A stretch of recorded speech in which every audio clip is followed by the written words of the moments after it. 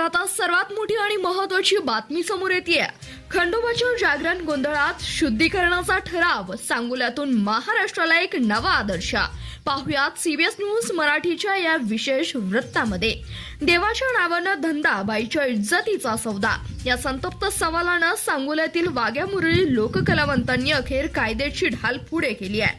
खंडोबाच्या पवित्र जागरण गोंधळ विधीच्या नावाखाली वाढलेली अनिष्ट प्रथा, महिला कलावंतांची होणारी पिळवणूक आणि धार्मिक भावना दुखावण्याच्या प्रकाराविरोधात कलावंतांनी ऐतिहासिक पाऊल उचललंय। काय आहे नेमके प्रकरण, पाहूयात सविस्तर। खंडोबाचा जागरण गोंधळ ही महाराष्ट्राची हजारो वर्षांची लोकपरंपरा, पण गेल्या काही वर्षात या विधीचा व्यावसायीकरण झाला आहे।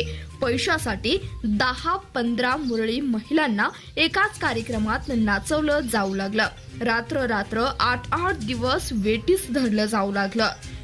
अशोभीय नृत्य, देवदेवतांची विटंबना आणि महिला कलावंतांचा उघडविघड विनयभंगम हे सर्व परंपरेच्या नावाखाली खपवलं जात होतं।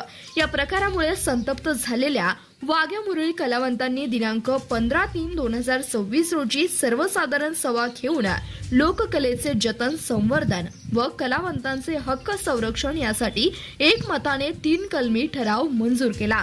ठरावाची अंमलबजावणी करण्यासाठी हा अर्ज सांगोला पोलीस निरीक्षक व तहसीलदार यांना 25 जून 2025 रोजी देण्यात आला। ठरावातील 3 कलमी संविधान, धर्मशास्त्र हेच प्रमाण, खंडोबा देवाचा पारंपरिक जागरण गोंधळ धर्मशास्त्र व नियमावली प्रमाणेच करणं बंधनकारक राहील।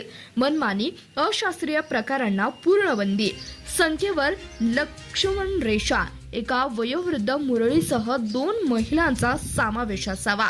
एका जागरण गोंधळ विधी कार्यक्रमात हीच संख्या अंतिम राहील। यापेक्षा जास्त महिला कलावंतांचा समावेश म्हणजे संघटित शोषण समजलं जाईल। विटंबना थेट फौजदारी।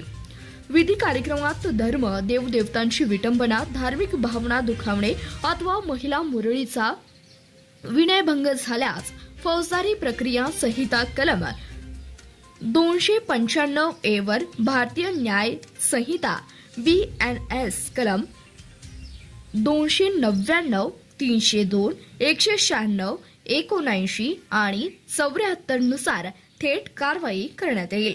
कलम 302 चा उल्लेख महत्वाचा का? कारण कलावंतांच्या मते हा धर्माचा, संस्कृतीचा आणि एका स्त्रीच्या स्वाभिमानाचा खून आहे। अर्ज देताना एकजुटीचा एल्गार करण्यात आलाय। 25 जून रोजी अर्ज देताना बापूसाहेब ठोकळे, शाहीर सुभाष गोरे, बजरंग माडगुळकर, पप्पू वागे पारे, गणेश करे सांगोला, पिंटू वागे, सिद्धू वागे, दिनेश वागे, बाळू माने, वनिता मुरळी, बानुबाई मुरळी, अक्षय कंकाळ, भीमा भोसले, काशीनाथ गेजके, औदुंबर शिर्के, विशाल गोडसे, मोहसिन शेख, गिरधर इंगवले यांच्यासह शेकडो कलावंत मोठ्या संख्येने उपस्थित होते। शाहीर सुभाष गोरे यांची सविस्तर प्रक्रिया। आम्ही कलावंत आहोत, भिकारी नाही, पण आज आमच्या कलेची लत्तर वेशीवर टांगली जाते। खंडोबाच्या नावानं 10 मुरळी नाचवून पैशासाठी आमच्या आयाबाईंची इज्जत विकली जाते। हा धर्म नाही, अधर्म आहे। दिनांक 15/3/2026 चा हा ठराव म्हणजे आमच्या अस्मितेची सनद आहे। परंपरेच्या नावानं जो बाजार मांडलाय तो आता बंद झालाच पाहिजे।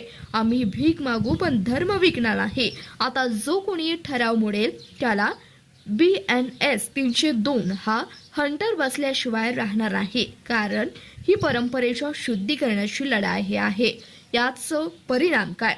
हा ठराव फक्त सांगोल्यापुरता मर्यादित नाही, महाराष्ट्रातील सर्व देवस्थानाच्या ठिकाणी चालणाऱ्या जागरण गोंधळ विधीसाठी हा आदर्श नियम ठरू शकतो। कलावंतांनी स्वतःच घालून दिलेली ही लक्ष्मण रेषा आता सर्व जिल्ह्यातील कलावंतांसाठी मार्गदर्शक ठरणार आहे। धन्यवाद। पाहत रहा सीबीएस न्यूज मराठी।